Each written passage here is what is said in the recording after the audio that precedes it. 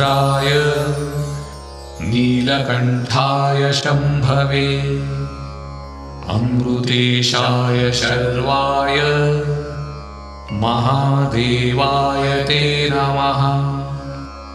कालेश्वर महाकालं कालञ्जरनिवासिनं कालकृत्कालवेत्तारं प्रणतोऽस्मि सदाशिवम्।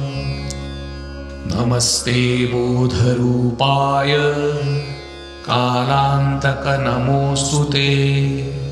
कालाधिप नमस्तेस्तु सर्वकालप्रवर्तक।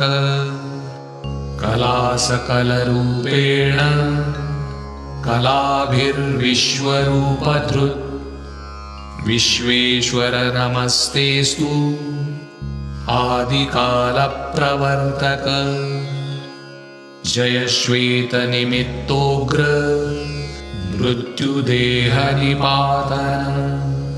जयाशेषसुरावास काममोहितशैलज। इति श्रीमृत्युञ्जयस्तोत्रं सम्पूर्णम्।